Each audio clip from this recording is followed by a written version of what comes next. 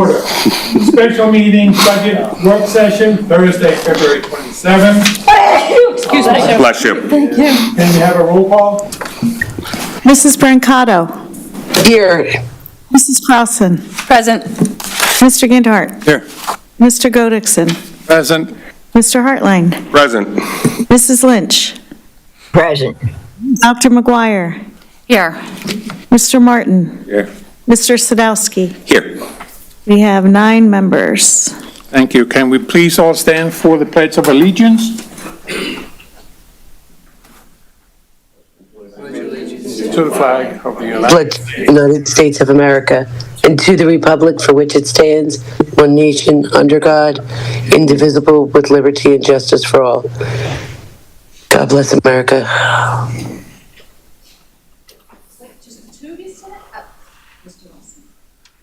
As far as I know, we do not have any other announcements for tonight. We have a budget presentation that is going to be presented by Mr. Greenwood. So the table is all yours. So ready to go, aren't you? All righty. Thank you all for coming. We'll hope to be quick and get to experience some pool night as Black and White is underway. Certainly, as I had shared earlier, one of my favorite traditions of the Centennial School District, right? Sort of that competition is fallen from the wayside, but it is alive and well.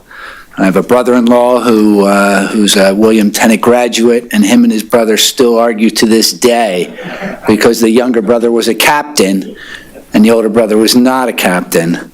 And it is amazing how they still are visceral about it. I email them every year when it goes on.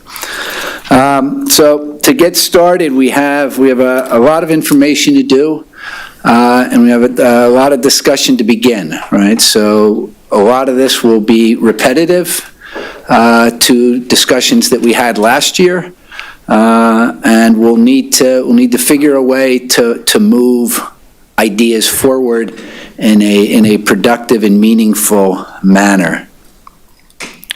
Our slides on the mission, vision, and belief, I think those are all critical to why we're here and why you guys do what you do, which we're greatly appreciative of. The focus on collaboration and discussion on really what the budget's about, and how we spend money and where we spend money. The timeline, as we've shared, we've sort of moved through these dates. We're into February, so the Governor Shapiro presented his budget on the 4th. We'll talk about that a little bit. The budget, department level budgeting is getting underway. We're not as far along as I had hoped, personally.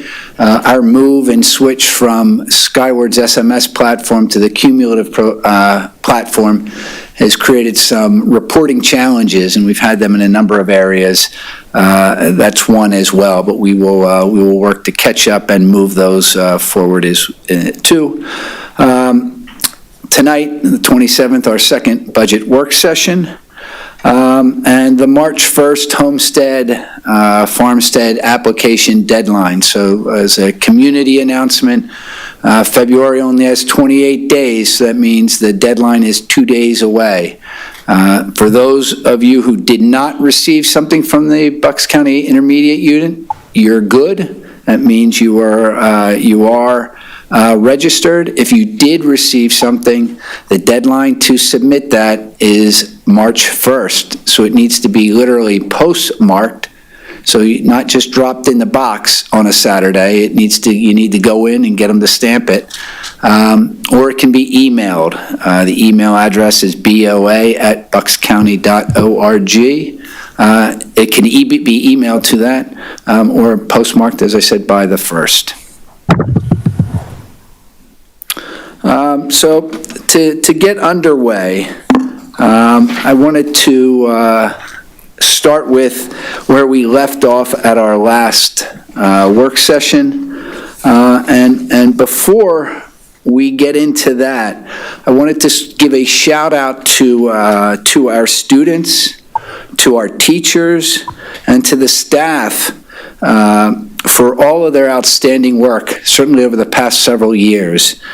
Centennial has really risen comparatively to neighboring districts and across the state.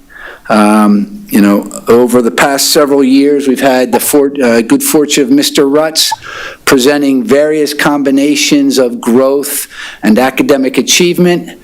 All of those have been trending upward after a little bit of a slide.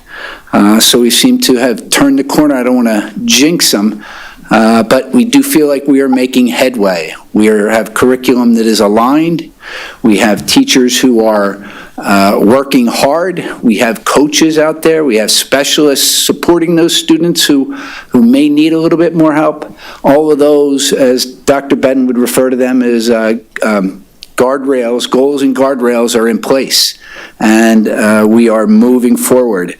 It was great to see Dr. Bedden and Mr. Gabriel in Harrisburg testifying. That's really a kudos to Centennial School District, right? As the ESSER funding sort of wound down, there was a lot of talk about, what did you do with the money and where are the results? And we were very proud. I was very proud to see those two gentlemen in Harrisburg and explaining what we did with the money and the results that we got, right, which is fantastic. There's always a debate. You could have used the money for air conditioners. You could have used the money for a lot of different things.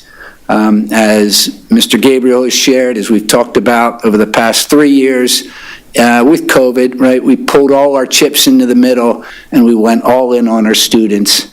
And I think we're beginning to see, it's just the beginning, to see a turnaround, and certainly a debt of gratitude to Dr. Bedden for his leadership through was a crazy period of time in the pandemic and really raising Centennial up.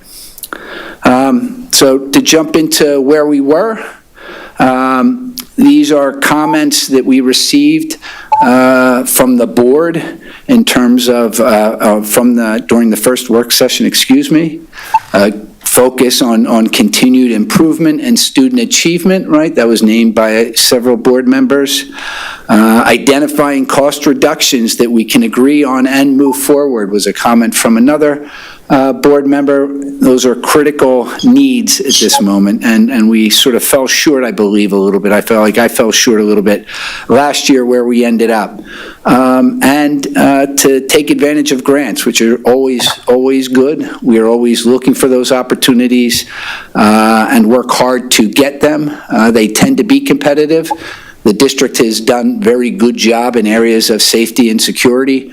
So there are folks out there who are behind us, and good or bad, those are the folks who are getting the money to catch them up to where we are. So it is a little bit of a challenge. And the word of caution from another board member that grants aren't a reoccurring funding source. So you can't really bank the long term on money that you can't expect to have coming in. And that's really the challenge in school budgets, right? I mean, I wish we could be like the federal government and issue a continuing resolution and move on. But that's not how it works in the school, right? So we've got to identify resources. We've got to identify where those dollars are coming from and then how we're going to be spending them. This slide just gives us a snapshot of our students, right, of our enrollment. What do we look like, and how has it changed over the past 7 years? You can see enrollment had taken a bit of a dip. As forecasted, it's beginning to tick upwards, and we anticipate that trend based on the enrollment study that was conducted last spring to continue well into the next 5-6 years as there begins to have turnover within the district and new families coming in. Over the past, you can see also the changes in our makeup, right? So we've had a 10% growth in economically disadvantaged families. We've had a 5% growth in the number of special education students that we have. 1.5% growth recently on EL students. All of these come with varying mandates, right? They are requirements that the district must provide a level of service in support of these students, and those are always things that we need to keep in mind. They aren't optional necessarily, and most important, through all of that, right, as we talked about and as I mentioned in the beginning to sort of kick it off, through all of these challenges, CSD continues to show academic growth across all student groups. And I think that's one of the things that I know personally I was most proud of when Mr. Rutz was going through the details, and boy, are there a lot of details. But one that I liked the most was that it wasn't just for regular ed students. It wasn't just for this group of students or that group of students, right? Every way we could slice that pie, we did so, and we saw improvement in those areas, improvement in growth. Maybe not achievement yet, but, you know, no doubt with the commitment and passion that Mr. Rutz brings to the table, we're going to see it, right? He's gonna push it over the line, right? So I think those are important to keep in mind. When we look at the budget, and as I shared at our meeting on the 11th, right, we have a structurally deficient budget, right? We have a short-term problem and we have a long-term problem, right? We've been challenged to focus on both, right? We are always focused on the next year, and that's understandable. But as we sign up for labor contracts and labor agreements, right, they span 4 to 5 years at a clip, we need to have that long-term view in mind, right? We need to understand the impact of the decisions as we go forward, and it's my goal to try to present them to you so that you can understand them. It's your job to say yes or no and decide how to move forward. But we are in a structurally deficient mode, right? As our expenditures are exceeding our revenues. And we are really taking from the proverbial savings account to fix and to plug the gaps in our operational plan. A nice little interlude there. To provide some backdrop as to the most recent occurrences, as I mentioned, on February 4th, the governor proposed a $51 billion budget that included additional revenue, it included some tax cuts, it included some spending increases, and some of those included education as well. The governor spoke of his surplus in his general fund, which, as he speaks to, is sort of his checking account, just like it is here at Centennial, and his rainy day surplus, right? $7 billion in his rainy day fund, which is, in essence, his savings account, right? Which is similar to the operations that we're doing as a district, too. The summary of what was proposed was more than $500 million being sent to the state's poorest school districts through adequacy and equity supplements to the general basic ed funding. And this, you know, is estimated to impact 348 of the 500 schools. Unfortunately, Centennial is not one of them, so we're not captured in that. With regard to basic ed funding, BEF is That was mandated. Excuse me, Mrs. Lynch? She's gorgeous. I'm sorry. It was court mandated. Yes. Yep. It was court mandated. Sorry for interrupting you. No, not at all. Thank you. On the basic ed side, right, there was an addition of $75 million, which is a 0.9% increase in basic ed funding, $40 million or a 2.7% increase in special education funding. $236 million will be set aside for grants towards facility improvements, student mental health, safety and security, all those that we've sort of been in the process of getting. We've had luck. We've had a couple of $300,000 grants come through, and we've been able to utilize them very effectively. At the bottom, it talks about a proposed tuition cap for cyber charter schools. This is something that was in last year's proposal as well, and never makes it past the proverbial cutting floor. For Centennial, that would amount to almost $500,000. So we'd get more money out of an action such as capping charter school rates, cyber charter school rates, as we would any of the money that the state is actually offering to put forward there. Mr. Greenwood? Yes. Just for clarity, so we will not be eligible for the first bullet point? Correct. But we would be eligible for the other three? Yep. Okay. No, the other two. Just want to make that clear Yep, for everybody yeah, watching. No, it's basic ed funding, which we get, that creates caps in the basic ed funding, so the basic ed funding can't really go backwards in time. For a while, it was a little up and down, but this is sort of committed dollars for today and tomorrow, as well as special education funding, right? It's similar to that as well. And we'll show you exactly, at least what we anticipate that to be. So how that impacts us, for basic ed funding, the district would receive another $116,000, which is a 0.75% increase to our current allocation. For special education, we'd receive another $96,000, or a 2.62% increase to what we'd already be receiving, right, to that $3.7 million. On the Ready to Learn grant, we will receive no additional funding. Ready to Learn grants have been fixed at $380,000 for certainly the 5 years I've had the great opportunity to stand in front of you and share these numbers. So the total estimated increase from the state is $213,000. So out of the governor's broad range, short of action relative to cyber charter, the state will be putting in another $213,000 of funding. Can I ask you a question? Yes. What's the difference between just a roundabout for one of our students and a cyber charter student? Is there a general difference? The cyber charter, the complaint or the governor's position, right, is that cyber charter schools operate across the district, right? So that their fee should be the same across the state, right?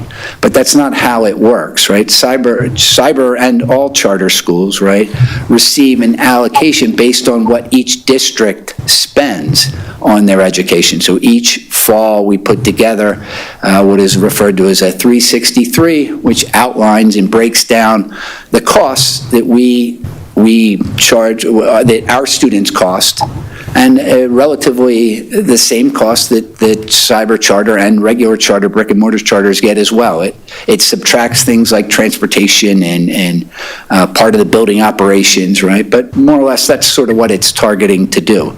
So if you compare what a cyber charter gets for a student in middle Pennsylvania, right, to what they get in Bucks County, right, the numbers are way different, right? We are getting cyber charter, students are getting $18,000 for every regular ed student. They're getting upwards of $37,000 for every special ed student coming out of here, right? That's different in other areas. And I think that's the governor's complaint, is that you're operating sort of universally, right, with a fixed set of costs and a managed operation, right? You wouldn't necessarily create a cyber charter school in Bucks County or even in southeastern Pennsylvania, because this is the highest wage rate in the state, right? We pay more for teachers in this location, right? Southeastern Pennsylvania, not just Bucks County, but Montgomery County, right?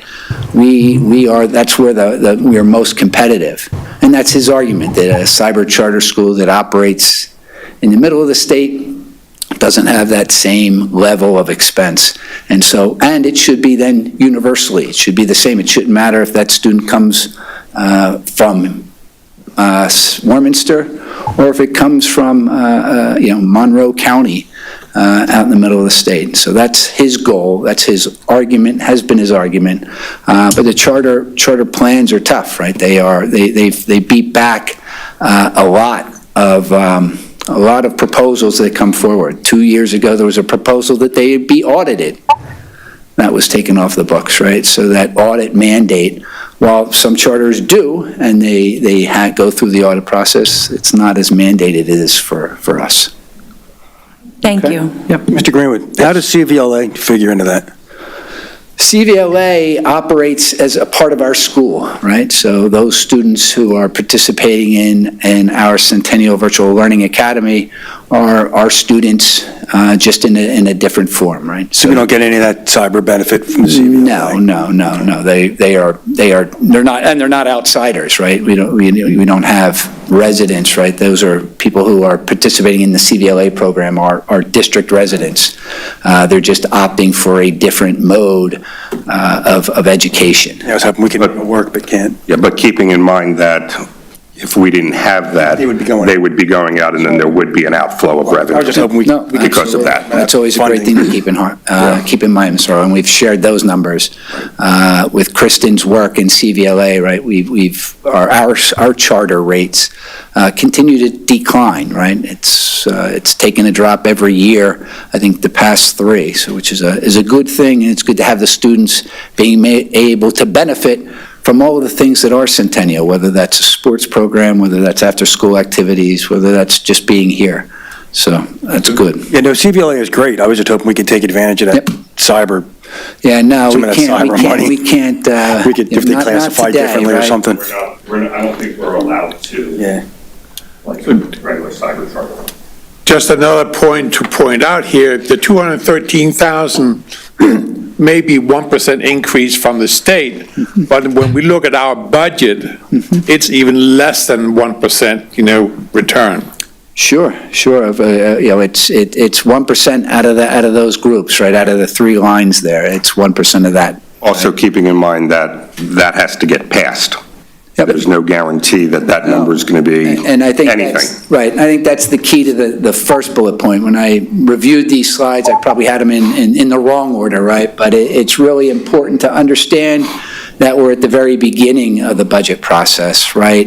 And that there is a long way to go, and we're unlikely to end up with these being the final numbers, right? But we will plug them in, we will play along, we will try to keep our ear towards Harrisburg and see what we learn. But it is unlikely, and we'll have to see how that ultimately plays out. Hopefully it'll move for the positive.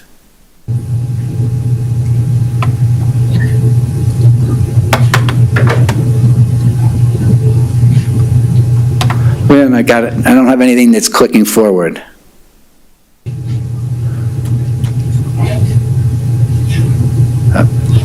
I do now. Thank you.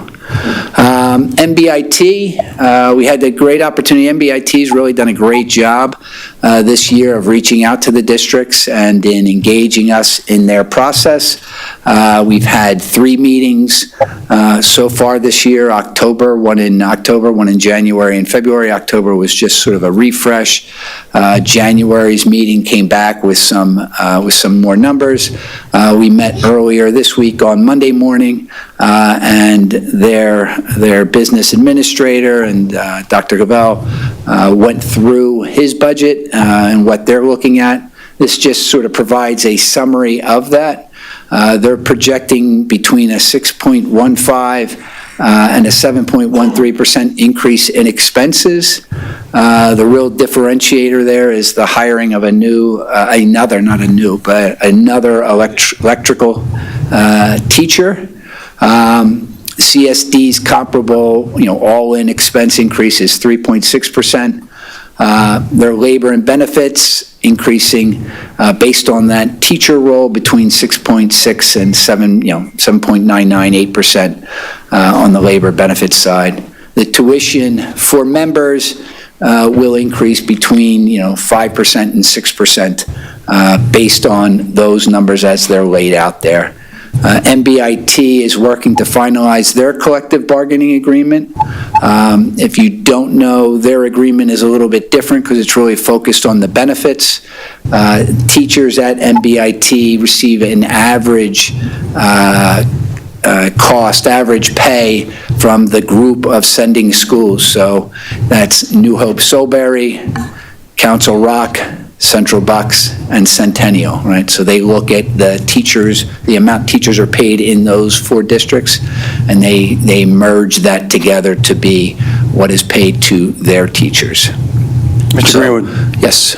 Just a point of information so people know about the projected increase of 6.15 to 7.13, depending on the electrical teacher. That is expanding the program. Just so people know, there has been an overwhelming demand for increasing the size of the electrical program to the point where they can't even come close to filling it. Even if MBIT was to add this new teacher and expand the program, they still wouldn't be able to meet the overwhelming demand for that course. So just so people know, that's why we're looking at bigger numbers, because the demand is off the charts for this program. No, that's a great point, Mr. Ginhart. Thank you very much for sharing that, right? And I know as we look at in our own school, right, those are all challenges that they have, right? We don't have the opportunity here. We have courses similarly, right, that would sell out. But we can't add the teacher necessarily to do that, right? We can't maintain our class sizes and be able to offer everything to everybody. And students at Centennial make choices to take a different elective. So those are all pieces of it. It's a little bit different, certainly at MBIT, and certainly the great work that they're doing. I had a call with Dr. Govell and their BA this afternoon. They're very insightful in sharing those particulars with regard to the classes and how they're operating. And I was very appreciative to them and invited Dr. Cavell to come to our next Finance Committee meeting to be able to share his insights in person. So I thought that would be a good thing to have us do as well. It's also important to note in this whole process, if an electrical teacher is added, the impact of adding one teacher at MBIT is much greater than it is to add one teacher in the Centennial School District. No doubt, right? But again, I don't mean any ill will to MBIT. So again, I appreciated all of their work with us, and I'm just sort of sharing those facts, right? Yeah, we just have to be able to afford it. Yes. Yep. Can you attach a dollar value to the 5 to 6% tuition increase? It's probably in the $100,000, $200,000 difference. Okay, so we'd be looking As it relates to just us. So it'd be $100,000 to $200,000 increase in our end of the budget. Correct. Okay, Ms. Lynch? I have a question. Yes, Mrs. Lynch. Yes. I support MBIT and always have. But you are telling me tonight that by adding one teacher, they're going to have an increase of 6% or more in their budget. Really? I think Right, that, they could have an increase of 6% without the teacher, right, in their expenses. Right? yeah, that's, There's other pieces and there's other components to their budget, right? just like ours. Just like ours, right? Yeah. Okay, so it's not because of one electrical teacher. It's No, et cetera, et no. cetera, et cetera. That one teacher is worth 1%, if you will, right? If we look at the numbers 615 to 713, right, that's roughly 1%. So a teacher and benefits, PSERS and all of that, right, all of that overhead to it gets applied, right? So that would be what that teacher is worth. Their budget without the teacher is a growth of 6%, 6.15%. Okay, so I thank you for your clarification, but the way it's coming across is they're hiring an electrical teacher, and that's not the case. They're hiring one, but there's additional items in there that make an increase. Yeah, it's both, right? It's both. It's the hiring of a teacher as well as other expenses that, are inflation-wise and part of their programming that needs to happen. Thank you. Very similar to what we do here. Just as Mr. Ginhart pointed out, right, at a smaller focus, or Mr. Godekson, I forget which one, right? So the percentages are different when you're looking at a smaller organization. Yeah, I mean, if you think about it, they may have 50 instructors at MBIT where we have 200 at the high school. Correct. Yep. Now, And they're teaching half-day programs, right? So they run they have a morning program and they have an afternoon program. So, it's halved. So the teachers are teaching sort of one group in the morning and they teach a different group. It makes up their fold there. Mr. Greenwood, with Yes. all due respect, Yep. I'm aware that what is projected across the video or the meeting is that you're having an increase because of one teacher. That's not the case. No, again, and my apologies if that's what's coming across, that the projection in the increase, that the third bullet point shows, 6.15 is without the electric teacher, right? 7.13 increase in expenses is with the new teacher. So I tried to break that big number out, right? Because that was meaningful to them, and as Mr. Ginhart said, is something they'd really like to be able to see in order for them to be able to meet the demand that they see. Any other Thank you. questions on their proposal? Again, I think this is, in their game, and they're working through. We will meet with them in the Finance Committee, if anyone wants to join that. And I think their goal is to be able to take this to their board in March. That takes us to yes, Mrs. Lynch. Why can't they come to a board meeting like they used to in the past? He would more than be willing to come to a board meeting. If you'd like to have him at the board meeting, he can certainly come and share that as well. Well, I, for one, would like that. I don't know Okay. about the rest of the board members. We will, I will reach out, we will tally the group here and see how that plays out, right? He offered to come tonight, I just didn't want tonight, we have a lot to go through, I didn't want it to be an MBIT-focused discussion, and that's what I shared with him this afternoon, but invited him to the Finance Committee, and certainly would invite him here as well. Okay? Thank you. Yep. So that brings us to our most recent projections. Unfortunately, through our fine-tuning, the deficit unfortunately increased by $463,000. It went the wrong way. Wasn't necessarily what I was looking for. One of the key drivers in sort of that $400,000 move was the most I used the most updated assessed value. My first report had the fall assessment, so that's the January 2nd assessment, and in that, our total assessed value decreased by $1 million. So that $1 million is worth, close to $200,000 in revenue. And we've seen some of that coming. I think we have some opportunity, as we talked about on Tuesday, where we have some wins that we may be able to move that in the other direction, but that's where we're at.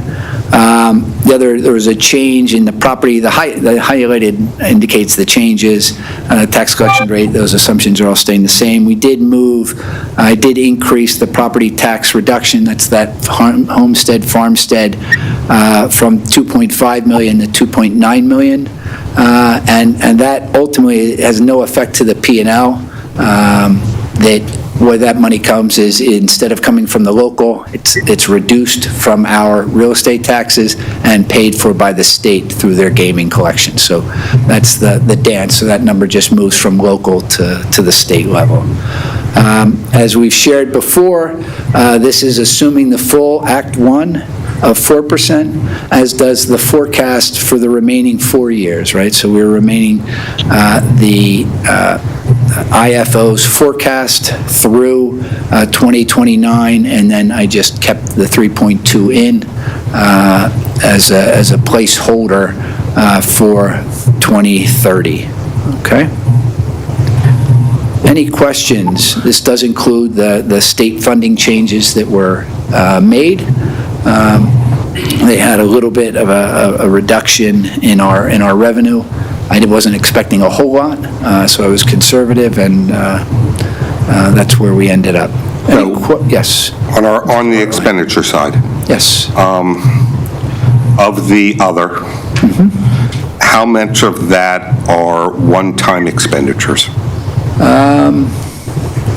We will get into that. So if you don't mind, we hold that, and we're going to dive deep, because I know Mr. Ginhart expressed a desire to see what's inside the other category, and we tried to pull some of that out. And then, in addition to that, I know later on we have made note of the increase in retirement payout, et cetera. Yep. How many retirements do we have on average in a given year, and have you cooked them into the payroll side? I have not cooked them in, Okay. so to speak. So to speak, yes.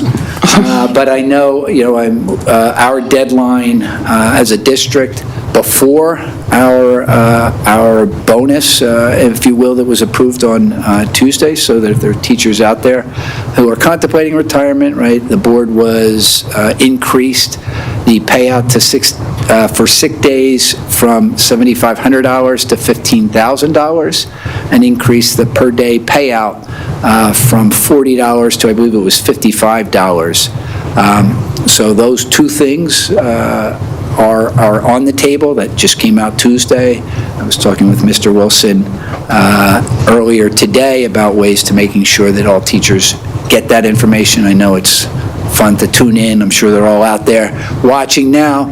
But for those who aren't, I want to make sure that they understand that opportunity exists. So that number isn't in there.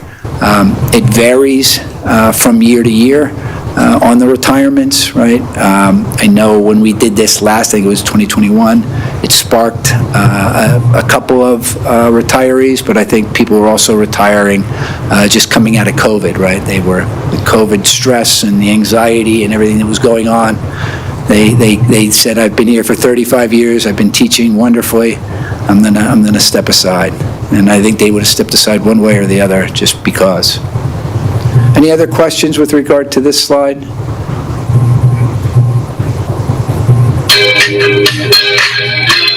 Back to the interlude, I like that. If I get time now as I flip the slides, that would be perfect.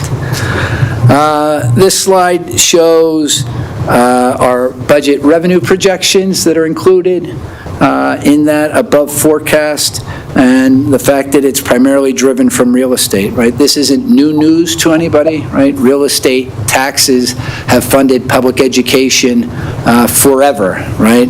As Dr. Ben shared several years back, right? It's not a new thing, right? So when I had kids in school, my real estate taxes paid for my kids to go, as did my neighbor's real estate taxes when he was retired, right? My kids have since moved out of the house.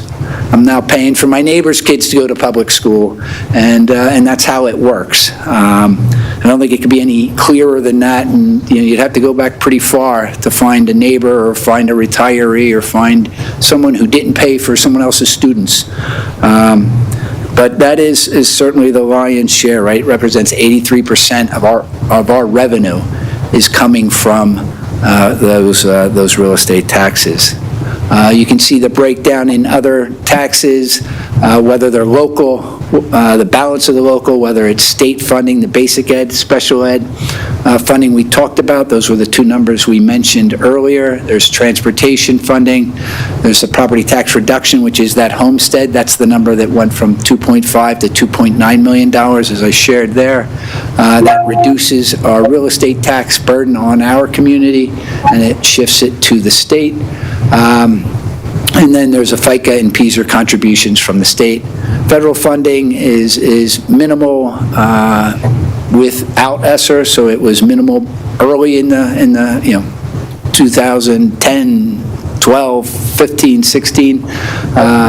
With the ESSER funding, it became more meaningful. But that has since gone away, so it is back to its $1 million, $2 million in contributions. And others we've talked about is a debt service transfer, sort of from that same savings account to create a reduced impact of our debt service, which we've spoken about a number of times.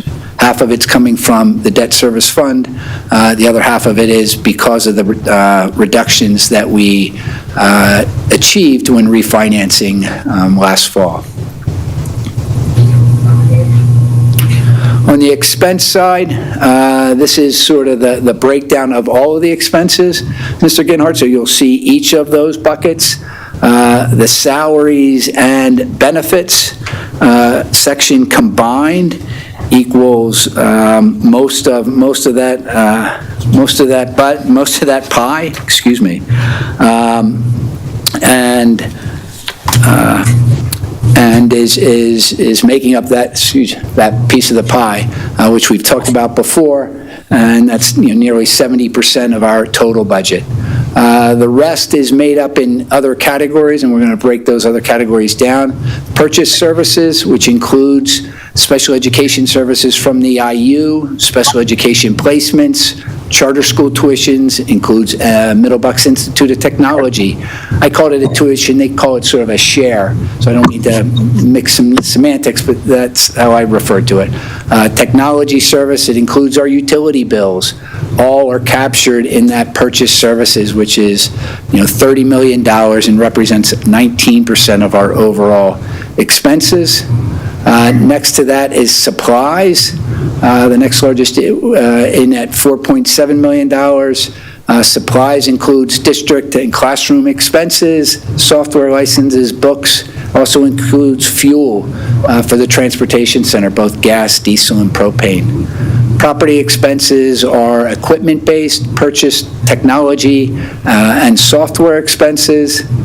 Other objects up at the top include our interest on our bonds, as well as our principal on our bond payments. So as we look at those two, as we look at that chart, 77% is made up of salaries, benefits, and our debt service. That doesn't leave a lot, right, to be cut up from there. And as we mention them, and as we look at each of these lines, right, it would be great to be able to say, a 1% cut across the board. But as we look at what's inside of those, it's not necessarily an option, right? I need to have, district needs to have insurance, right? The district is going to pay for special education costs. It's going to pay the charter school bill because that's what we have to do. So those aren't, we will put our estimates forward, but we can't necessarily, the expenses aren't all controllable. The controllable piece it becomes ultimately a much smaller piece of the puzzle. I appreciate your breaking that down like that. Sure. It makes it a lot easier, and I just, for clarity, just want to, and if I'm wrong, just let me know, but it's easy to look at the top line, salaries, benefits, and debt service, and so, there's that big piece, but when you go down the line, really, purchase services, there are things that we have to do, we have no control over. They fall into that same category. They do. Other objects, interest on bonds, principal payments, things we have to do. Yep. So really, it's all of these things fall into that category of they're pretty much the same category of we have to do it, we really can't move expenses on those things at all. So just so people know, don't just look at the top one that's bold, it's add all those percentages. No, and that's unchangeable. That's great insight, Mr. Genhardt, that really is. And that's the challenge, right, as to, and why we're really here, right? Because we need to find sort of structural changes to what we're doing in order to have a plan that we can carry forward, right? Last year, and we'll get to it, so I don't mean to jump the table, we made some one-time expense changes, right? We said we'll postpone refreshing the computers, but you can't postpone refreshing the computers forever, right? As the board member said, it's like a grant, right? It's not reoccurring savings, right? It's one-time savings. So we made a lot of those decisions, but we didn't make anything that was last, right? Nothing that we could carry forward through the years. And those are important pieces, right? It's important to recognize that while it is a large budget, right, we're in control of probably a very small piece of that budget, right, when it comes right down to it. You're certainly in control of a portion of the salaries and benefits, right? We revamped our benefits plan. Hopefully that we see a smaller growth, right, a smaller trajectory in benefit expenses by doing that. You got some work you can do in that area, right? Purchase services, as Mr. Genhardt pointed out, the IU charges, right? We need the students that we're sending there, we need to be able to provide them that level of education. Outplacements, we need to be able to do that. Charter schools, we need to be able to do that. We need to pay the utility bills just like everyone else does, right? Outside transportation. Those are services that, as Dr. Bendis shared, right, transportation isn't mandatory, right? We're not required to do that. I wouldn't want to sit in your seat and tell everybody we're getting rid of transportation, but it become, by default, almost a required expense, as Mr. Genhardt pointed out. And we do try to segment these costs and dive sort of a level down. Within salaries, right, you can see the allocation of that $68 million. $50 million is a part of the teacher contract, the professional staff. The next 20% is covered by our support staff, which is $13.6 million, and $4.7 million in Act 93 salaries make up that group. Just the note, and I apologize if it's repetitive, it's a gene my dad gave me, and when I was a kid, I couldn't stand it, but now I've gotten older, and I can repeat the same things to my kid over and over again. I think the key to the contracts and the agreements isn't what's in them, but really our commitment to fund them. So we made our agreement with the teachers last year. We need to make sure that we can live up and fund that agreement. That's going to require, it could require tax increases. It could require the cap at 4%. But that's where we're at. That's a decision that was made. We have the Act 93 agreement expires this June. So that is currently, I believe, being negotiated or planned to be negotiated or discussed. And the support staff agreements follows suit the very next year, right? So again, we tried to emphasize that last year, looking forward, looking at the entire contract and what it means for the 4-year period. And we need to try to make sure that we're doing that as we enter these other areas. But as you can see, they're smaller pieces of that pie. To dig in a little deeper, just to satisfy your thirst, Mr. Ginhart, I've taken the next largest piece of that pie, which is those purchase services, and broken it out, right? And you can see across the board, the largest area of those are professional service, right? So that is services to the IU, those are outsourced placements and the like that are supporting our students.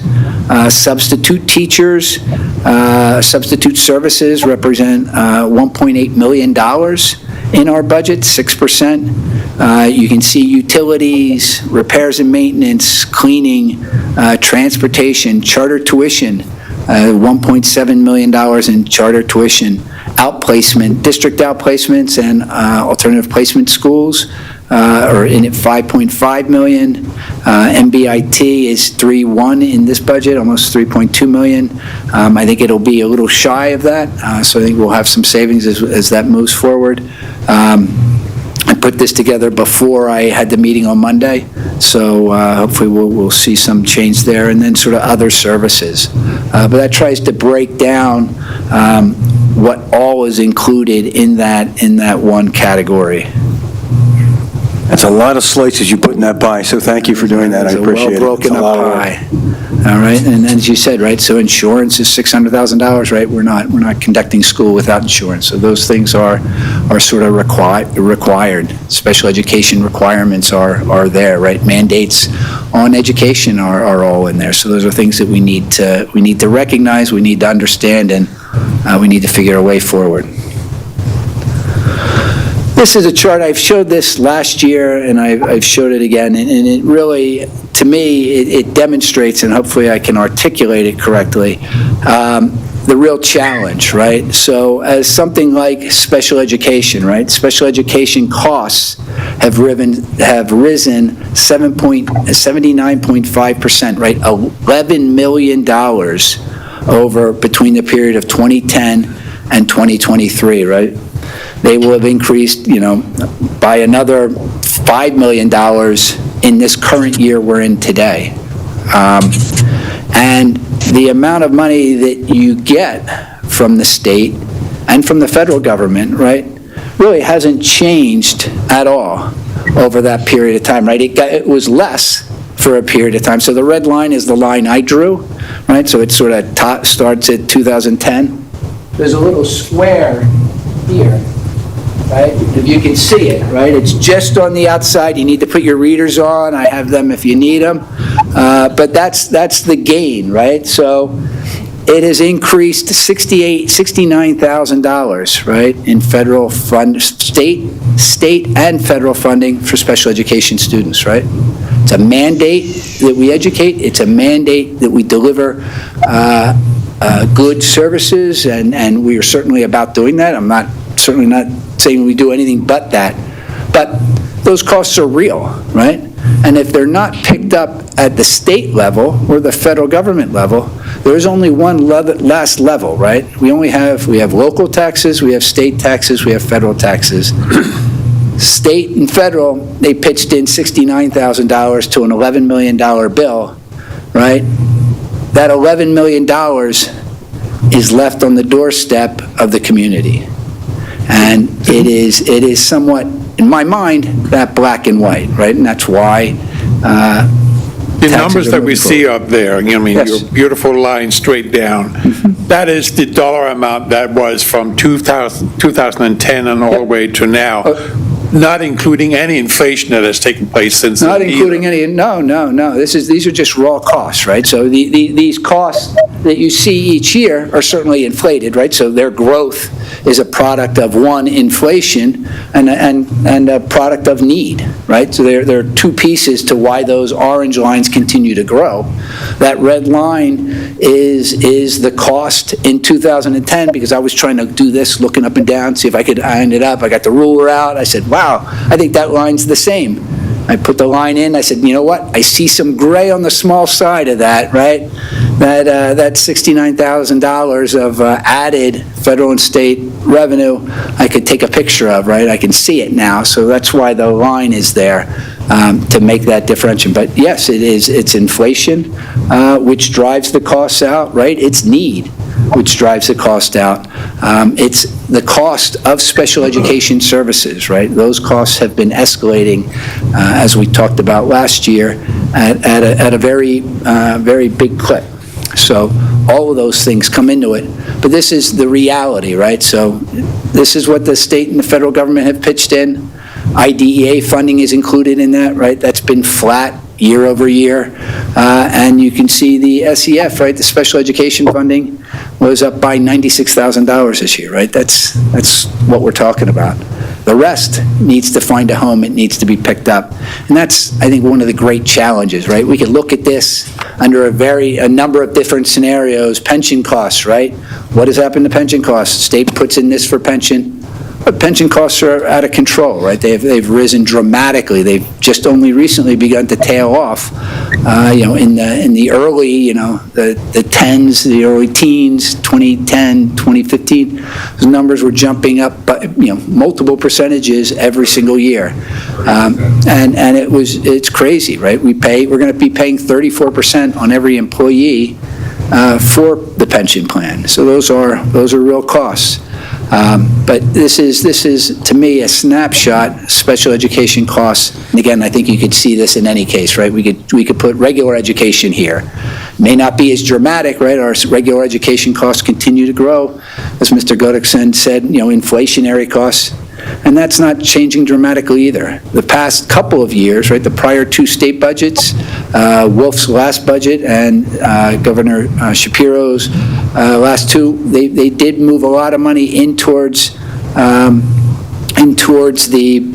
basic ed funding, right? They pushed money into that pot that was allocated out. We did see some jumps that were meaningful, right? $1 million changes.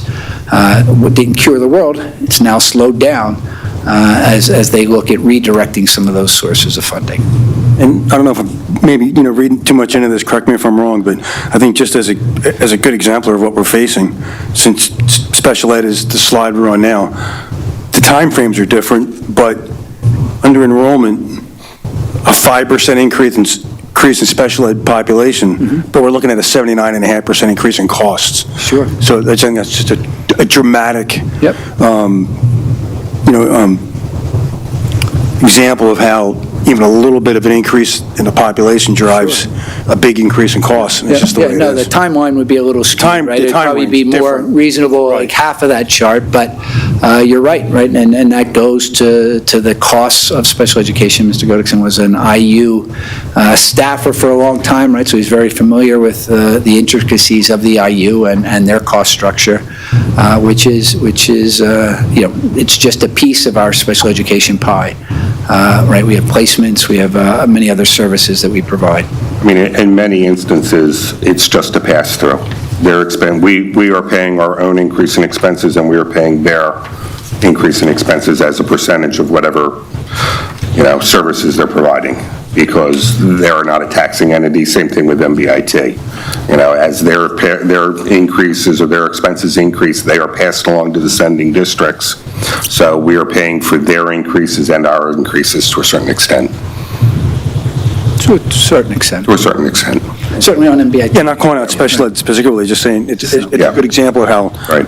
in any category, a small increase of percentage of attendance in that category Sure. And then you get into increase exponentially. And you get into situations in which, certain students need particular needs, and you're limited to where, they can go to get those services because And as they're hard to Ms. Bolden place. Ms. Bolden shared last year numerous times, right? The actual cost for those services are increasing, Yes. right? We're sending more students, which has bumped us up a little, but the services that we're spending, right, or utilizing are just costing much more than they had in the past. But it's important to keep in mind that when you look at the MBIT component, the MBIT program does not charge more for the special ed students than they do for the regular ed students. So the cost there is the same. Correct. Yeah. Correct. I believe they charge us independently for some of the aids and support that they have there. But again, I think that cost gets allocated across the sending schools. Yep. Okay. That brings us back to this slide. I mean to resurrect it again, but just as a point of where we're at, there's a lot still going on. As I said, with the state budget, there's a lot going on there. There's a lot going on with our own as we work through these. This slide just is a refresher. It was a little bit of a PTSD for me. I apologize, right? When I saw it, I was a flashback to work sessions 3, 4, and 5, and where we ended up, right? So as you can see from the list of reductions, as I shared earlier, right, we did eliminate new positions that we had hoped to bring on board. But short of that, all of these things were sort of one-time changes, right? Whether it was the delay in technology or the pause in curriculum writing, some minor other expense reductions. The debt refinance, that's real. That we will see savings every year because of that. We will save upwards of $2 million, I think the number was. So, those are true savings. The rest of the list is sort of one-time things, right? We can't go on forever with a refresh, right? I think we're making it by. Some folks will say, hey, we're having a lot of more technical issues, less technical issues. I'll take that for what it's worth and for those who are sharing that information. So this one-year refresh has created some challenges, but again, it's not an ongoing. We can't do this again this year. And the accelerated drawdown, we talked about that, and we were able to do that, and we shared that as a one-time option as well. And what really may save the day, if you will, was really the redirection of $2.9 million to plug the gap, right? The district has to have a balanced budget. It's a requirement from the state, and that's how we got at it. I think as I look at towards the right of the slide, major savings opportunities, just to repeat, because my dad would love it up in heaven. He's looking down saying, look at that, Tom. You can repeat just as well as I can. Majority of the savings were one time. The impact of not going to the Act 1 last year and its impact this year is almost $2 million, right? So our deficit would be half what it would be if we had gone to the full Act 1 last year. And it's not talking about the impact last year, just the impact it would have this year, right? That going to that 1% more is $900,000, if you will, right? That rolls over to this year. That number is now almost $1.8 million, right? So that's the impact of the decisions that you make. And at the top, right, in August of this year, right, we did reduce our organization side, right? We reduced the size of the Act 1, Act 93 team.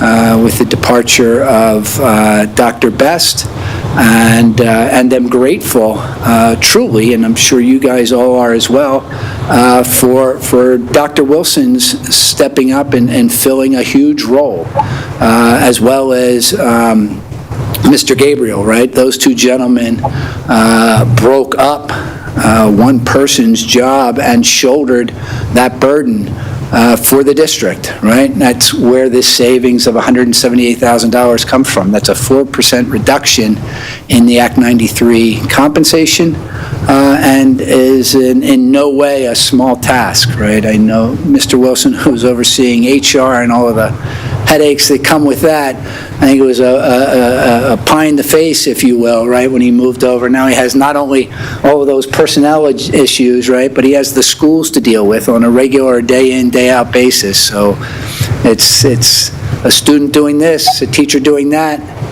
They're all now showing up on his doorstep, along with my HR worries that I have showing up on his step too. So I really thank Dr. Wilson and Mr. Gabriel, as I said, for making this happen, right? They took a person's job, and their job increased significantly more than the differential that they were paid. So I'm grateful to those of you who voted in confirmation on Tuesday, because it is really a recognition of what those two gentlemen took on.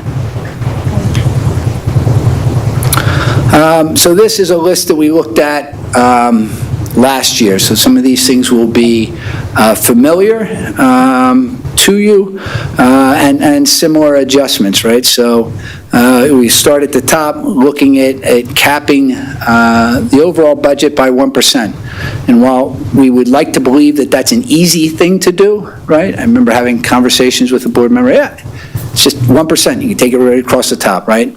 Every department that does that, but we don't control all of those, as Mr. Ginhart pointed out, right? So 1% isn't 1% to the finance. The business office isn't given 1%, right? The business office has to give more, right?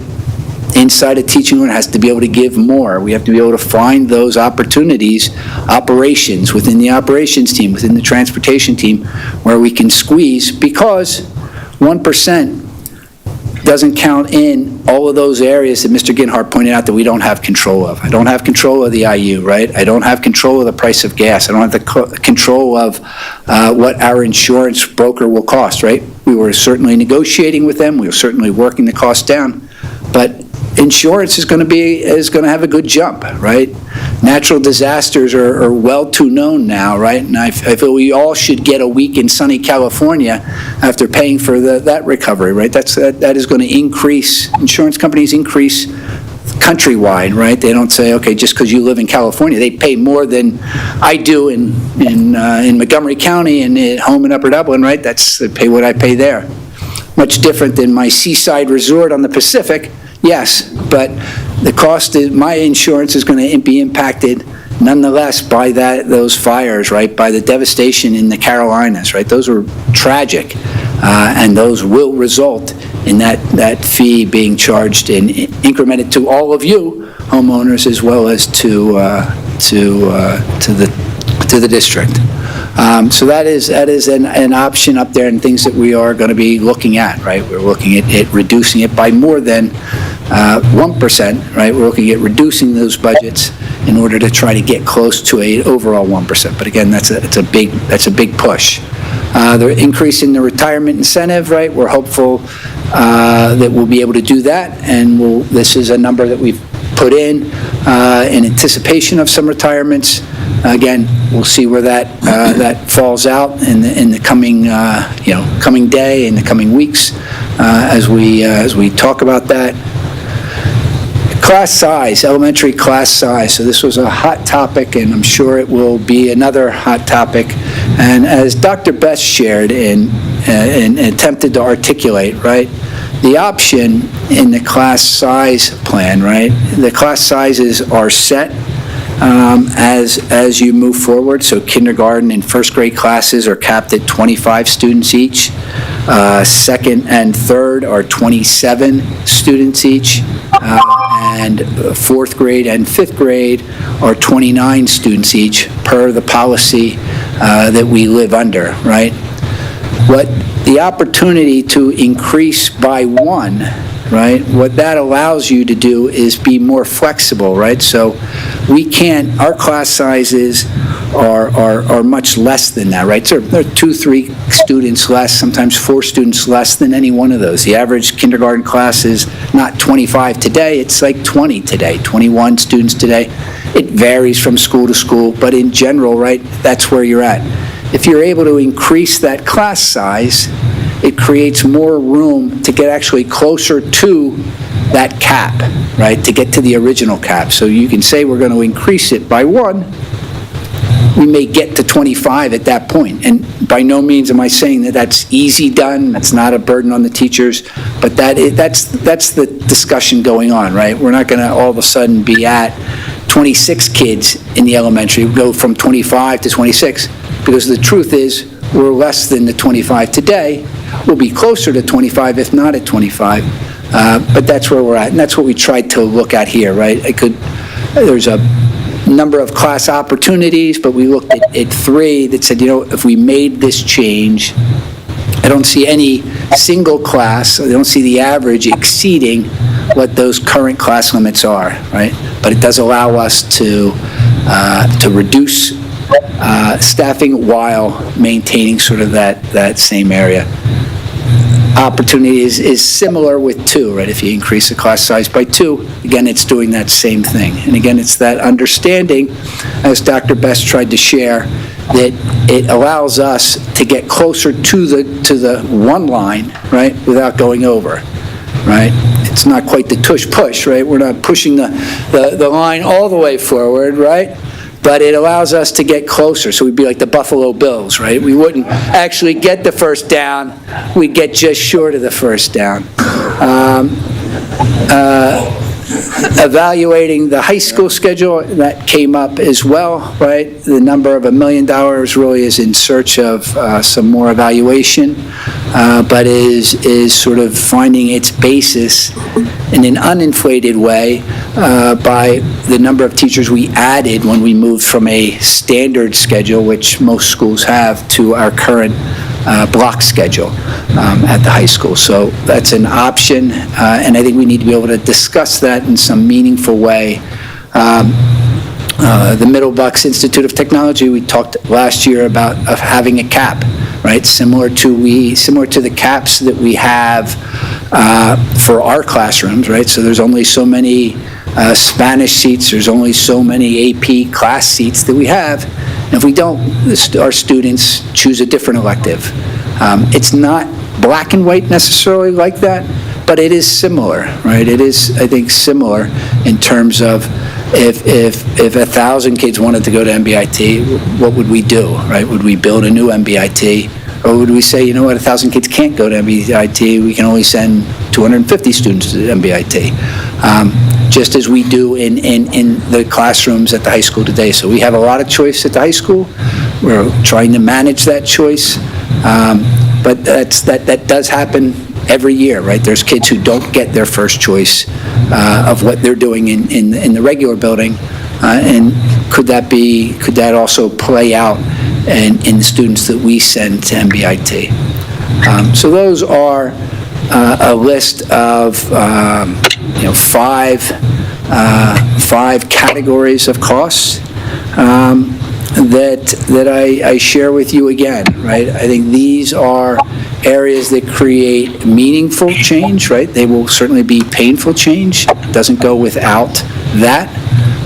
But as you've seen, and I hope we've relayed, that it is going to require meaningful change, right? It's not a matter of do we send staff for professional development outside of the county, right? Or do we pay for every dollar is an important dollar, don't get me wrong, but we are in need of transformational change here, right? We are in a deficit budget, right? We have a problem, and it's a long-term problem. It's a problem that's existed, quite honestly, every year, right? Every year we show the 5-year plan, because I think that's important to see the end. There hasn't been a budget yet that had a positive ending to that story, right?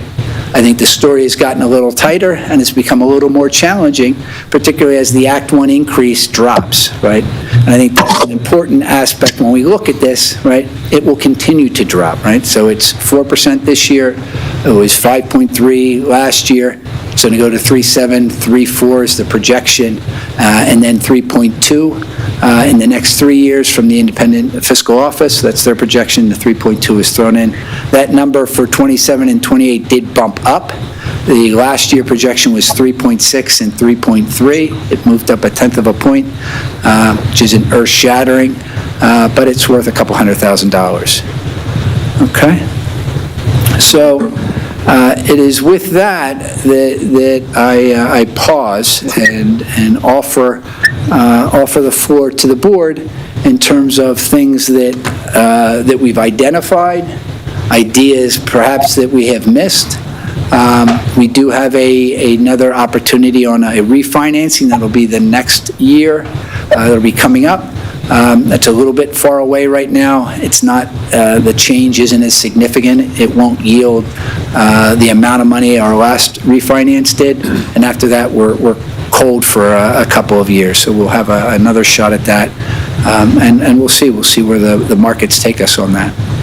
But that won't have any impact on this coming budget, though. I think it's too far away, right? I think it's too far away, and I think it's minimal, right, relatively, right? So the last one we did was significant. We saved $250,000 a year on our debt service payment in its total. So you're correct. I don't think it'll make this. I'll continue to follow up. We're at the PASBO conference in a week and a half. I'll be tracking down my friends at PFM and looking to get some indication of where that number is, and we'll share that once we have it. I'd just like to offer one comment on the savings opportunity slide. I just think it's important for everyone to understand, because of how sensitive the class size topic is, and to a lesser degree, the high school class schedule, but that's still there too. Where we are at this stage in the budget process, you're doing your job by doing what we've asked to say, bring us everything that's possible. It doesn't mean this is absolutely going to happen. You're just doing your job and saying, you asked for every possibility, these are some of the possibilities. Sure. But I just don't want people to look at that and think, oh, here we go again, they're going to start doing class size again. No. It's part of the package we asked you to give us, you're doing your job and giving it to us. We'll see where it goes. I appreciate that, you sharing that, and again, but I do think, right, that it's important that it isn't a matter of PD and class trips, right? It's not band equipment that we can discuss, it is truly a fundamental change that needs to happen, right? The contracts that we have entered into, right, come with a bill, right? That bill is another $1 million in one case, right? That $1 million is $1 million this year, it's $1 million next year, it's $1 million on top of that. Right? So those numbers are going to continue to grow. We need to find a way to adjust the structure in order to meet the requirements, right? As we said, right? We made a lot of one-time changes. We deferred this, we deferred that. We took money out of the savings account, right? That was where we ended up last year. And I hope, Mr. Gernhardt, I hope we don't end up there again. Yes, Mr. Sadowski. To that point, and to piggyback off of what you were saying, Mark, these are the big ticket items, right? And as much as we are loath to make some of these moves, this is where the larger savings live. And we can't keep nickel and diming. At some point, if we're serious about cutting something, it gets to the point where we're looking at the stuff we really don't want to touch because that's where the savings are. So if we look at that Act 1 of 4%, doing my little napkin math here, that's $3,600,000, right? We're still about $1 million and change short. So we got to save something somewhere because otherwise we're, It has to be year after year structural changes. Right, and so even if you go to that max, which again, the board hasn't had the appetite to do in the past. If we did go to the 4%, there's still $1 million and change to make up. So the lower you go from that Act 1, the more of the odious cuts that we have to look at. So you have to think about it that way, too. It's actually more than $1 million. Yeah, I mean, it's over. It's several. Right. still. No, you're 100% correct there, right? And when we look at the, come on, there we go, right? This, we're at $4.6 million with a 4% increase. With the right? increase. So Yeah, that's what I'm saying. if we're not, if we're not at 4%, we're at 3%, right? We're now $900,000 more, right? So we're at 5.5, right, in a deficit. So that's sort of the reality that we find ourselves in, right? We're going to continue working with the department heads and the leads and trying to scrub those numbers down and making sure our assumptions are clear and accurate, our forecasts for the special education students and our special needs areas are taken into account. As we've shared, right now, we anticipated a higher number in last year's budget than is actually playing out. So we have some opportunity there. We'll have to see how that plan goes carrying forward. So, question to Dr. Wilson. For this school year, how many full-time FTEs did we add or did we not add? And is there any anticipation on additional full-time employees in the next school year budget that you're anticipating we're going to need? Because I believe we had to hire at least one elementary school teacher, if not two, already this year. Are we anticipating the same type of thing next year, or is it just too soon to tell at this point?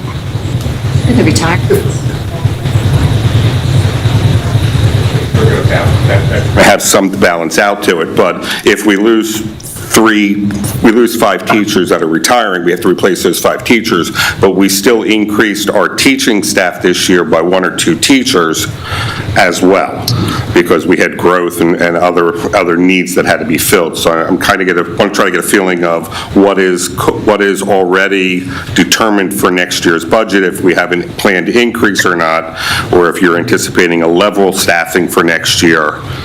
How is that playing out right now? What are your anticipations?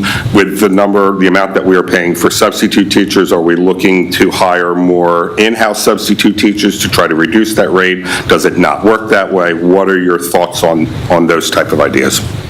Well, as you know, and thank you, it's a great question. I appreciate the question. A part of that challenge, though, is that the timing in how things roll out. It's budget season now, so we have to project, and there are some data points that haven't revealed themselves or don't reveal themselves to us at this stage, right? One of them, example, you've already alluded to. So student registration, right, happens and will continue all the way happening into the startup of the school year. Those additional positions that you alluded to happen as a result of, let's face it, an increase in registration, but also a lot of late registrations as well, right? Which then triggers our policy language. So then, well after budget formation and well after we've already made determination on what class size is and baked that into the pie, then registration reality. So that's a wild card that, a data point that's just not available to us in advance. But interestingly enough, to your point, we can look at trend data. Right, and some of the trend data has, let's face it, we've added an additional teacher, whether or not it was in the kindergarten, several years ago, 3, whether or not it was last year, I believe we added at least, but not in kindergarten, different grade level. So across multiple grade levels, an additional teacher last year, I believe, potentially 2. Yes. 2. So we've seen 3, we've seen 2, and now we're about to approach another year. Right, so if we take the worst end of that, assuming potentially even 3, along with some of the give and take, Dr. McGuire, which is, we have some projected retirements, and hopefully the incentive program that you guys approve, thank you very much, will help create an additional buffer so that we can absorb that more, right? But if you're asking for specifics in terms of whatever, it's really hard to give you a specific because the registration component is an unknown to us. But we have mechanisms that help us respond to it, but knowing what that's going to be. I would not go into it expecting anything less than anywhere between 1 to 3 additional teachers, because that's what we've seen over the last 3 years. So then the question is, Just to jump on the wagon there and give a shout out to Althea Thomason, right? Althea is in the restructuring, right? One of the things that she was gifted was more work towards overseeing registration, right? So she's overseeing registration. You'll notice the billboard on Street Road here, Street in Jacksonville is now advertising district, what's the word I just... Registration, thank you very much, Colleen Roosh. Centennial Elementary registration for everybody, right? It's March, it's February, right? And that sign is blazing, right? So we're really doing everything we can. As Dr. Wilson shared, right, we were behind the ball, given the change and given the activity that was going on when we hit last year, right? So we were a little behind. It took an extra work to get us caught up, but we weren't really where we needed to be. And thank you, Althea, you're out there tuned in. She's really pushing to make sure that those registration opportunities are known. She's planning to be at the different schools for the different title events to make sure that she's sharing that information, trying to everything she can do to get those students enrolled and registered within this school year, right? That's really where her focus is, right? She's, she'll tell you, I don't want anyone signing up on August 25th, right? That's a dream, right? But we're all allowed to dream. She's just looking to make sure we get a better handle on that, and hopefully we do that. And that's something that we track very diligently once we hit March, right? We look at that number on the registration side, particularly around those kindergarten classrooms, because for the most part, at a large scale, our classes move together. Question for you. What about the rezoning based on, need if we have more in McDonald or we have more at Willowdale? So we wouldn't have to cut something else. We could, restructure to save some funds for our taxpayers. Is that possible? Or if we look at it now, would we be able to implement it before, well, probably not before the budget, but anybody thoughts on that?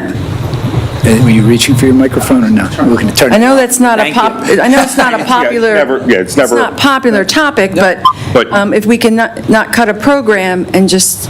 It's more classroom balancing Right. or size balancing. It's certainly balancing, right? That's a balancing effort, and certainly one that We could save on a as teacher projected, salary. right, is really a somewhat longer-term vision, right? I think it's using that enrollment study that we had done last fall that showed the need for that. So I think that's a real possibility, and that's really moving kids across, right? It doesn't necessarily, unless we're coupling that with some classroom piece, right, to allow that to factor in. The same classrooms could be just filled in another capacity. Right? Could we look into that, just so we could save the taxpayer and still provide all the activities that we do for our students? Yeah, if there's some minor redistricting, we might be able to shift some student rebalance load. So does the 107.5 include 1 to 3 additional teachers in it, or is that based on this year's? It does. It includes probably 2. 2, okay. So we have an increase of 2 FTEs in that as well. So on top of that, I know in our education committee, we had talked a little bit about kindergartners coming into the system, and particularly special ed kindergarten students coming into the system. And there we already know that we have a portion that is already registered or expected to come to the district in some capacity, either in-house or outsourced. With already having 83 students that we know of, that's going to impact, the number of teachers, because they have a much smaller class size. Sure. Yep. Those are all factors that we need to be taking into account, right? And I think Melissa Bolton last year a similar time, we were looking at what we believed to be that incoming number and how those students were going to arrive and participate in our district. So I guess the big question is, will we have more special ed students leaving the system than we might have coming in? Or will we just simply increase the number? We can't, I'm not sure we can tell you we're going to have more special ed kids, students Yeah, I don't know that you coming can. or going Are you right talking now. about aging out? Aging Yeah, out. Aging There will be some that will have to leave. I personally, I would think that we have less aging out and more coming in still. my The way the feeling. trend seems to be going, that, you're seeing we could certainly ask, what is our percentage of special ed students in the high school, middle school, and elementary school, and then, to do a determination on that. But I would think that we are probably having less aging out and more coming in. Absolutely. Because we are identifying more and more, especially on the elementary school level. Absolutely, right, and Yeah. the age number's still a bit of a squirrely And contact. Right? really, the sooner that we identify them and get them help, the better chance we have of getting them on the right path quickly as well. I have a question on the updated assessed value. Am I the only person that's confused that it dropped? Because isn't that based on property values? Don't things generally get better? It's based on assessed value, right? Assessment. So there's never been a reassessment in Since 1952. 1952, thank you, Mr. Godekson, right? And we had a few businesses that asked for a reassessment. Okay. And their Challenged reassessment the was assessment. lower. Right. And then you have some larger properties as well whose value had fluctuated. So do we have to, so the assessment's done, we don't have to worry about this dropping any further No. in this budget cycle? Again, to Mr. Hartline's point, right, it could be challenged, right? And Yeah. you could argue that my office building, right, is not worth the same as it used to be when more people came to the office, right? And challenge that. We don't have to worry about this dropping any further in this budget? I think that's just feedback. So to the comment that you made earlier, Mr. Fleming, and also when it comes to extended services or services in as far as our students coming back and versus how long those students are here, we are also impacted by the fact that PDE just increased or extended services. So that's not likely to get any better. In fact, we have an additional responsibility to extend services for even longer. So to that time period that you were referring to, Mr. Hartline, that's not going the other direction. It's actually going the other way. Yeah, unfortunately, there's always been this gap between like 21 and 25 that needs to be filled for special needs young adults. And it's a difficult situation for any parent that's in that position, and they're taking movements towards it. The unfortunate side is, again, it may become an unfunded mandate for us. Now, Mr. Hartline, can you hear me? Yes, I can, Dr. Bedden. If you all remember last year, PDE, there was a big controversy about extending in a lawsuit the length of time that special ed services have to be provided to students. That has not been resolved yet. We're sitting in a holding and gray pattern. So the cost factor and when they leave is still uncertain. So that's the extended services issues. So they were giving additional time that we had to provide services.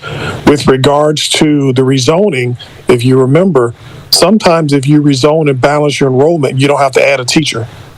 The fact that we have zones where we have schools that are over-enrolled or potentially going to be over-enrolled, we're adding teachers to to address a class in one school, and many times at McDonald or Davis, and sometimes you have lower class sizes at Willowdale that could absorb the space and you would not have had to add a teacher. So that's where the rezoning comes in, if you remember from the presentation, to try to balance out enrollment. Yes. Now, that is to Ms. Crossan's question, that would be probably challenging for this year, but that's something that has to be brought back to the table if you want long-term savings and see if it's still a viable option, because then that way you're not adding a teacher when you use space with under-enrolled or small class sizes in another building. so if the items that Mr. Greenwood have on that list of big structural things, that's a big deal thing that takes time, and that could be added to that list of the things that we examine and look at, because that is a big structural item. Well, if we're 4 million short at 4%, maybe we could Add it to the, take a look at it. you know. Yeah, I think it would be prudent to, yeah, especially if that's going to move the needle on, you know.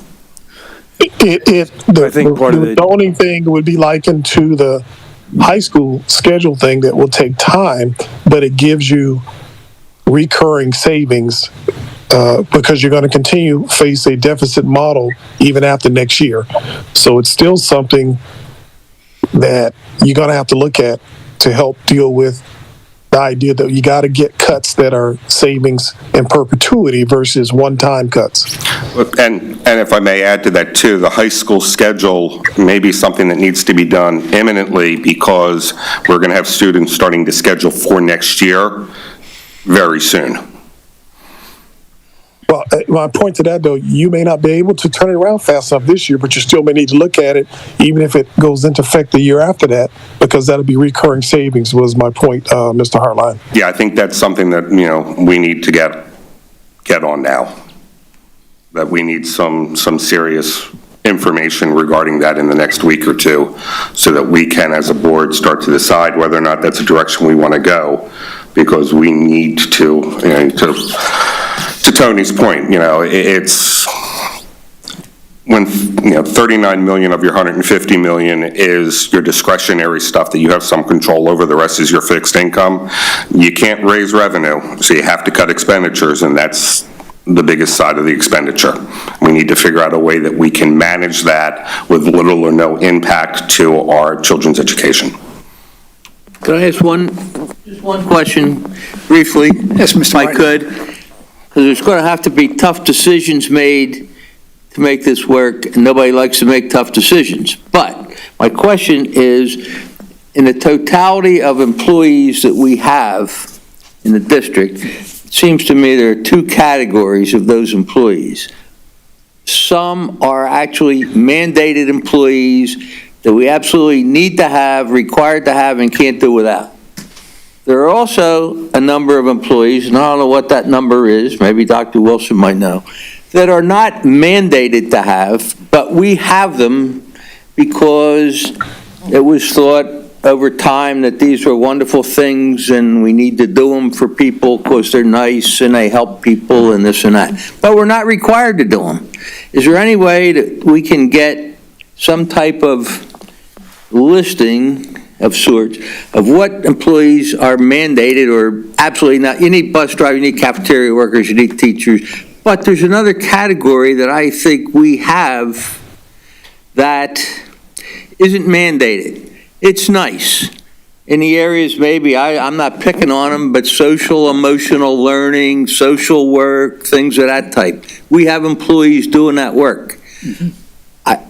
I don't know is they're mandated. My question is if we could have a list of jobs, not people's names necessarily, but jobs that aren't required or mandated, so that if there needs to be cuts, that's where you would look to see what could possibly be reduced. If that's possible, I don't know. But That's a fair question. Nobody wants to Mr. make any cuts, but there will have to be some to get the $4.5 billion, period. Mr. Martin, I would say, and tweak your comment, it really is, anything beyond a mandate, everything else is a choice. Like you mentioned, we have to have bus drivers. We actually don't have to have but a certain number. They would make that list, as an example. People think it's a requirement. It's only a requirement for special ed and certain unsafe routes. So we can give you the list, but some of those are still going to come back to what the board believes is needed. I think your term is going to be need. That's going to be the real choice. So if Dr. Wilson produces that list, it really is going to be a conversation around, do we believe we need it? Because when you say mandate, there are a lot of things that people think are mandated. They're not. mandated. And I only use that, I'm not saying we're going to cut bus drivers. I just used it because you mentioned it. And actually, those are some of the ones that are not required except for certain areas. That the number would be smaller, but you wouldn't necessarily do that because then you may negatively impact other things. So we can generate the list, but it's going to be bigger than what you would think and have some things on it that really are not mandates, just to give the board a heads up. Thank you. Districts. Do any other districts have a cap on enrollment for MBIT? No, not that I'm aware of. Not at this time. But MBIT has a cap on, And even if we I mean, capped they can it, that accept. doesn't mean that they couldn't fill those spots. You know, so cost wouldn't not necessarily go down. MBIT says how many we can send, how many Council Rock or Central Bucks, whatever can send, correct? Not now. Okay. I think they open it up, right, and students enroll, whether those are students from Centennial, Central Bucks, Council Rock, or New Hope Silbury, right? New Hope Silbury has very few students at MBIT, right? They have maybe a handful. Whereas a school like Central Bucks, or proportionately a school like Centennial, right? We have more students going to Central Bucks, or going to MBIT. Right now, it's about 29% from Centennial, 44% from Central Bucks. Central Bucks, and somewhere in the mid-20s for Council Rock. But if you have 50 electrical spots open, and we have 28 students here that want it, and only 9 from Central Bucks wanted, you know, our 28 students would get that, because that's in that specific program. And the cost allocation is based on, you know, in theory, the number of students that you're Yeah, sending, MBIT right? limits So- based on the physical size of the building, the physical size of the class spaces, how many instructors they have to be able to man every, or, you know, provide teachers for every program. So they self-limit how many total students, and then each district just, you apply and those positions get filled, and then the districts get billed for the percentage of their students that make up the total percentage. So they only limit because of their size. I think what we're talking about is limiting how many we send, so our out-of-pocket expense is smaller. So if it's a program where a lot of students want to go to, it's competitive to get in? Yes. So, okay. It's not just, no, you can only send me 5 or whatever. It's, But it may be There's currently a fairly long waiting list to get into the electrical program. This is why we're looking at, you know, adding an electrical teacher to the program. You know, if we did that, the program would be full. But there is a maximum capacity to the school, obviously. thank you. All right. Do we have any other questions? Any questions from Ms. Lynch, Ms. Brancata, Dr. Bedden? Thank you, Mr. Greenwood, for your wonderful. Seeing none, I say thank you very Yeah, I'm much. good. You're good? Yep. Wonderful. Thank you all for tuning in. Greatly appreciate it. Say doctor, give you an elevation. Mr. Greenwood. I was going to want more. Thank you for your work. Thank you for all the extra work on the slides and the breakdown. That helped a lot. Absolutely. All right, so, That we looking back to you, for an Mr. adjournment. Goderson. Second motion to. All in favor of that?